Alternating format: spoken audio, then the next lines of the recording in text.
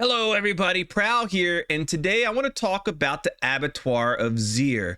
We just recently learned about this in the live stream that happened yesterday. I've pulled together some interesting information that I don't think anybody else has quite caught to or seen yet, on top of just some general analysis, some basic information that I want to simplify for you, condense all to one area, some speculation that I have, and a little bit more. And if you have been enjoying my Diablo 4 videos, please make sure you click the like button on this video. It helps this get seen by so many more people. Drop me a comment down below. Let me know what you think of the Abattoir of Zir, either before it comes out or if you see this after the Abattoir has come out. Let me know what you've thought about it so far, if you've experienced it, and make sure you subscribe to the channel for more great Diablo 4 videos. Now first, let's just start with the basic, which is, what is the Abattoir of Zir? Well, it's a pinnacle challenge intended for people that have already done pretty much everything else there is to do in the game. You've reached level 100, you've maxed your glyphs, or at least close to it, you've maybe beaten Echo of Lilith, you've done Nightmare Dungeons 100, you're trying to figure out what else can I do to try to challenge myself, and that's where the Abattoir comes in. Now, to be able to do the Abattoir of Zir, you will need to complete your season's journey, so make sure you go check the season section in your menus and make sure that you've completed all of the chapters of the season journey. You cannot do the Abattoir of Zir until you've done all of them. Remember, for that final stage, you only have to do 7 of the 9 items that are in there to complete it. So if you haven't completed that yet, make sure you get on that. Now, to get into the Abattoir of Zir, you'll have to go to the occultist, and you're going to craft a sigil, kind of like a nightmare sigil, that will get you into the Abattoir. Now, one tier of this sigil is going to cost you 800. Let me see, it should pop up right here. It's going to cost you 800 sigil powder. Now, 800 sigil powder is a decent amount. It's a lot more than your standard nightmare sigil, so you won't just want to craft these like crazy and go in, and if you die, you die. It's not a big deal. You're going to want to make sure you're optimized for each run that you do. Now, I've done a little bit of math here to figure out exactly what's going on in terms of increased cost per tier. There's a total of 25 tiers that you can go through, and per my calculations, looking at how much sigil powder that this person has right here versus how many of the sigils they can craft at level 1, how many of the sigils that they can craft at level 20, I've deducted that it costs about an extra 50 sigil powder per level of the sigil that you do. That would put us at a level 20 tier, being roughly 1,750 sigil powder, and level 25 should end up right at about 2,000 sigil powder. Now, once you consume that sigil,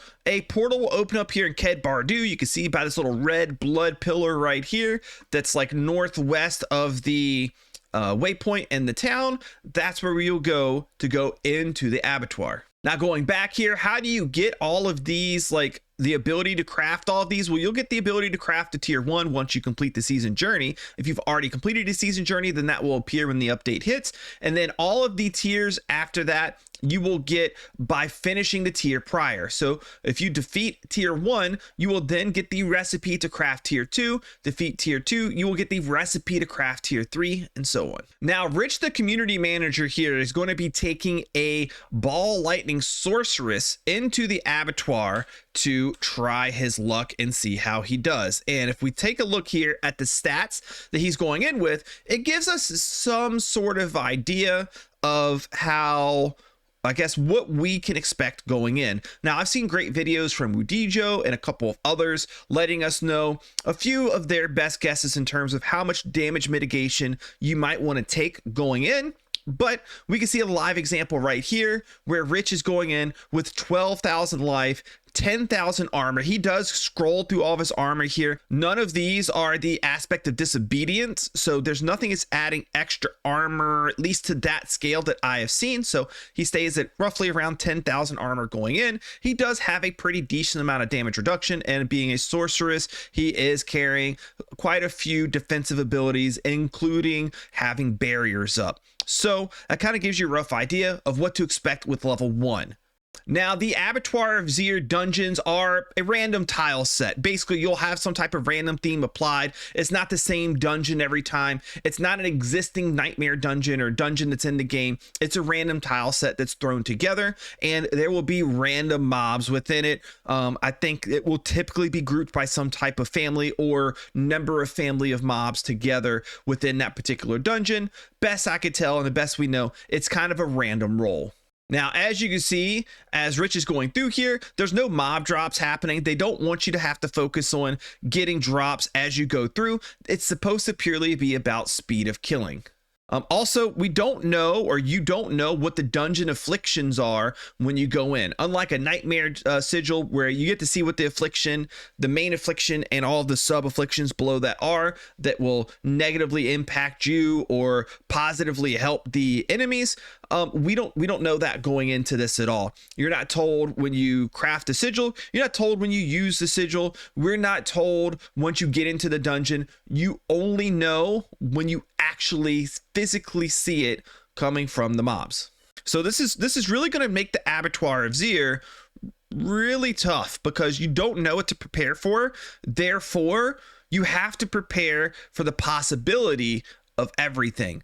You're going to need to carry full resist, because the last thing you want to do is run low resist in one particular category, thinking that, okay, well, what's the odd that I get cold? And then next thing you know, you're getting smashed by a frost nova and you die. So you're gonna have to prepare for all of the different possibilities when it comes to building your character, which is why like damage reduction, damage mitigation is going to be key when you're in the Abattoir. Now, in terms of the difficulty of the Abattoir of Zir, the level 1 is supposed to match pretty close to what a level 104 nightmare dungeon would be. You can see here these mobs are level 155, which is a few levels above the maximum level for nightmare dungeons, 100.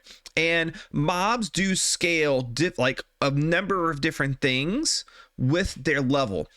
It's kind of how the game is designed. The higher the level the mob and the higher level it is above you, the character, it has negative impacts on your resistances, on your damage reduction or armor. Like these different things are affected the higher the monster level goes. So one would think, okay, well, every single level of the or every tier of the Abattoir means the monster level will go up one higher, and that's actually not the case. The monster level seems to go up about one every 5 levels of the Abattoir of Zir. And this is very intentional, because if they just simply made the levels go up, then what you would end up with is infinitely harder mobs that eventually are just like one-shotting you. They're just killing you without you even having a chance, and that's not what they want out of the Abattoir. We already have that with the Echo of Lilith, and nobody likes it. Nobody wants to be one-shot by especially packs and packs of mobs. That's not fun, and it's good that they did not go that route.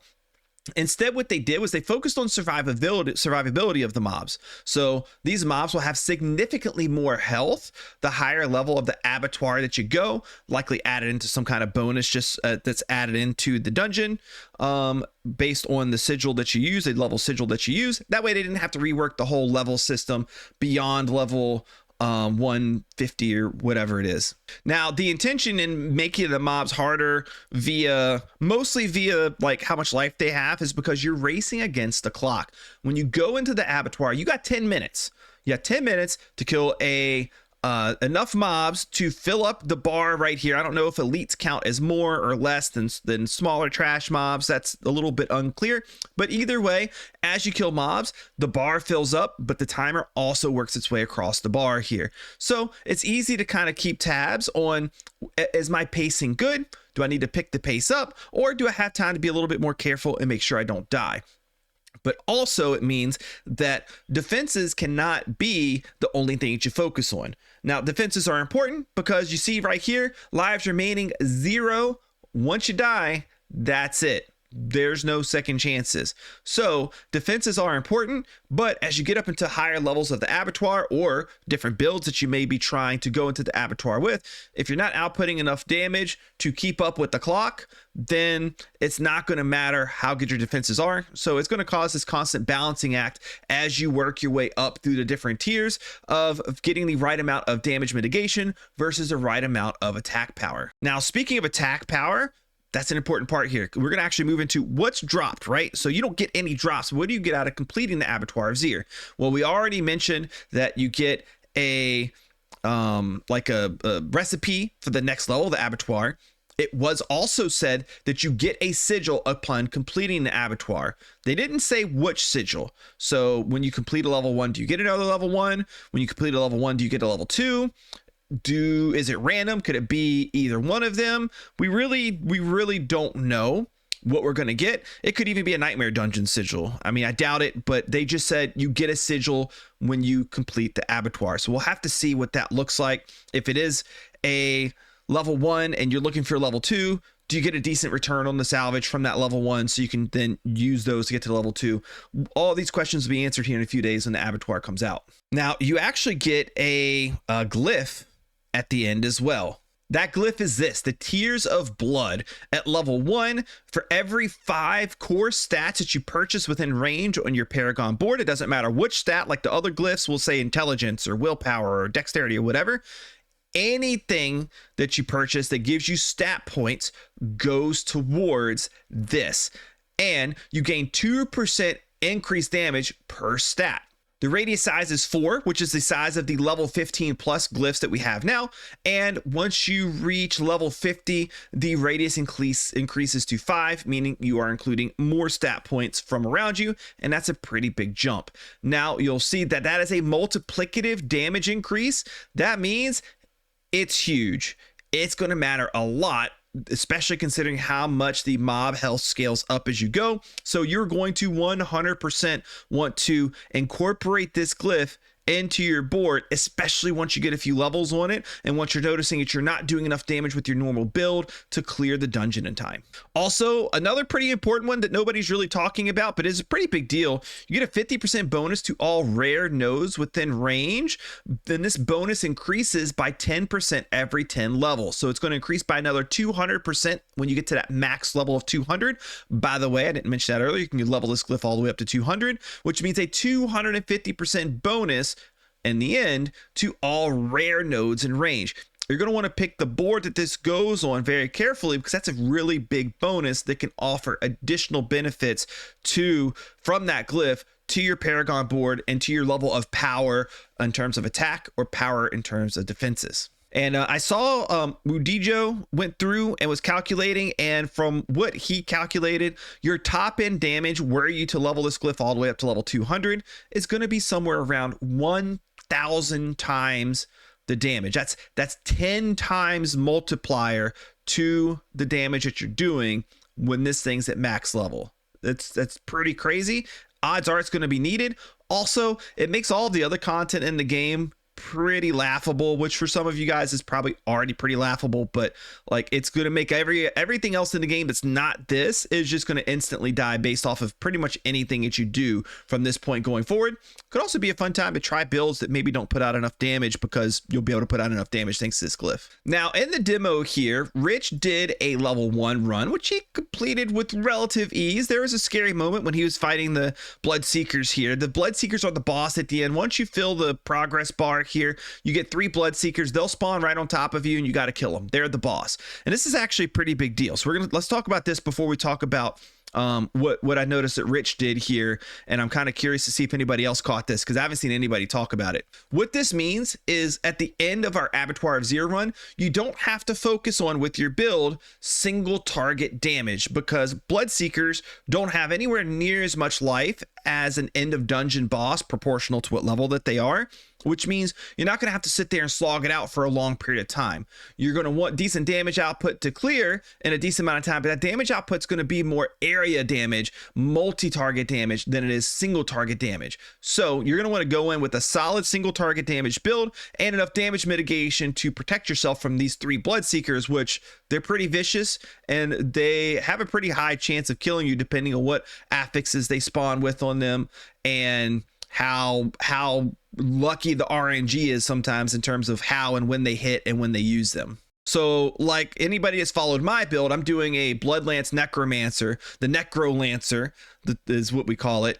The Necrolancer will probably do pretty good in the Abattoir because it focuses very heavily on multi-target damage. And actually, the more targets that there are alive in the area at the time, the more damage that the build does, especially to the selected target. So if you're using my build, just a word of advice, make sure you go in, you target the elite, only. The area damage will take care of everything around it from lances flying everywhere, and then you'll get the multiplier damage from the Bloodseekers aspect that will do insane amounts of damage to whatever target you have selected. It should help you clear packs pretty quickly, although we'll see. This is, again, it's all theory right now. It's all untested. I'm curious to see. And if you want to see my build guide for my Necrolancer build, I will make sure to link it here in the description, and you can find it in the Diablo IV tab playlist here on the channel. Anyways, moving forward, I wanted to go to the second run here, where... Is it the second run? No, it's the end of the first run. Because I noticed something that I think is pretty important that I don't think anybody else noticed. And you guys let me know if you noticed it. Let me see if I can find out. Here it is, end of his run right here. Do you notice anything in particular about where he finished this run, or specifically what's on the screen? So we got the Tears of Blood. He's already got 1,000 XP on it. He's about to put another 1,000 XP on it, which would level it up. But look at the other glyphs. If you know anything about the Paragon glyph upgrades, it will put whatever glyphs have the highest level at the top, and of course it will highlight any glyphs that you have equipped in red. That's not the none of that's here. So either one of two things has occurred here.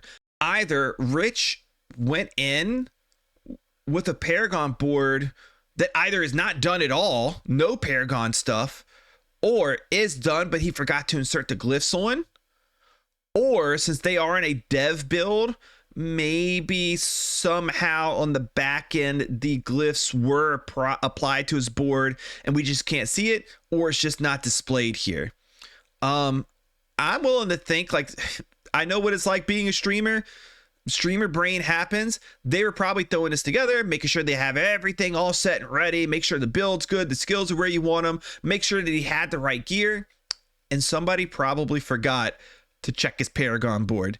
I'm thinking that either he has an empty Paragon board altogether, or he just forgot to insert the glyphs and level them up, apply levels to them first. So what we saw here in theory will probably be easier than what was displayed because there was no Paragon glyphs giving extra bonuses.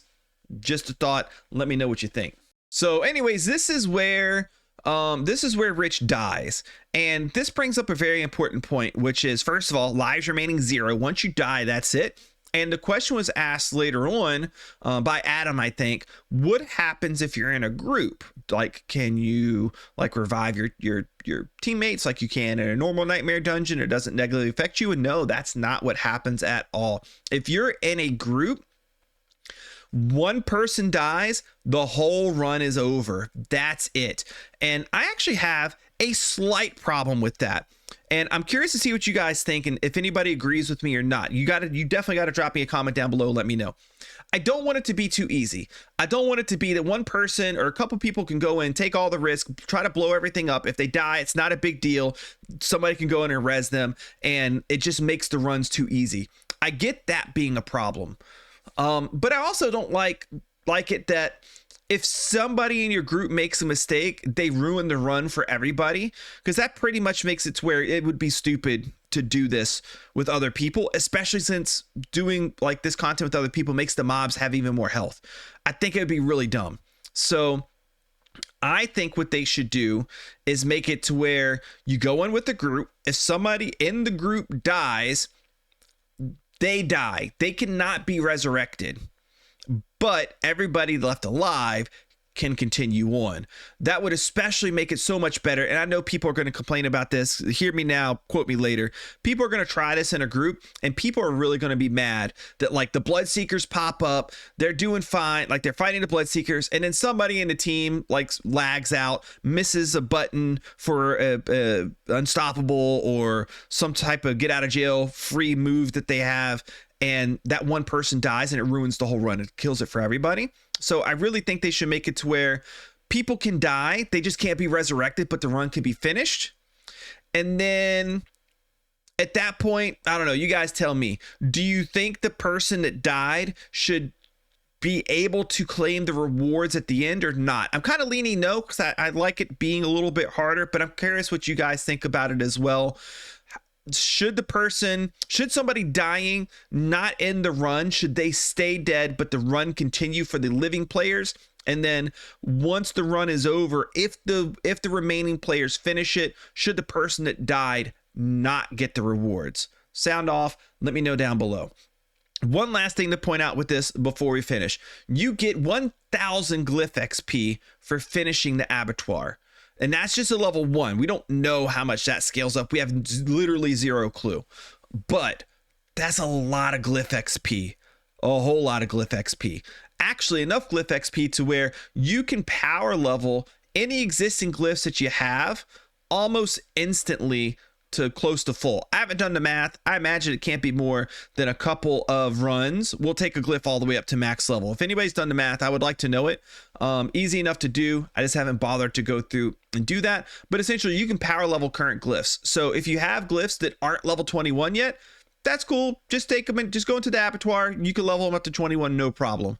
As long as you could beat the Abattoir with the glyphs that you already have. If you have different glyphs that you want to try out, great way to go through and power level those up as well. So I thought that was something that was pretty cool for us to be able to do. Anyways, that's all I have. I'm curious, what are your thoughts overall on the Abattoir of Zir? I'm pretty excited to try it out and see how it is and see how it plays. It's definitely not an answer to end game content overall, but it's something extra to do for now. And I'll be glad to provide feedback once I've tried it. I'll be curious to see what kind of feedback other players do. And while this is not going to be brought into future seasons as is, they're looking for feedback on the Abattoir to see what do players like about it, what do players not like about it, and that they are very much considering and thinking about adding something exactly like this into future seasons or as part of the permanent game. So make sure you sound off towards Diablo and their forums, on their Twitter/X posts, or wherever you see them in their videos, and let them know what you think about the Abattoir. Also, let me know what you think about this video by clicking that like button if you enjoyed it. Subscribe to the channel if you haven't already. So many new viewers finding the channel right now. So if you could click that subscribe, I would appreciate it. I do live stream right here on YouTube. I'm not a Twitch bro. I like streaming here on YouTube. Nice little community here. I stream at 1440p resolution, 15K bitrate. So you get better quality here than you do anywhere else. And I look forward to seeing and talking to you guys. Thanks so much. And I'll see you in the next one.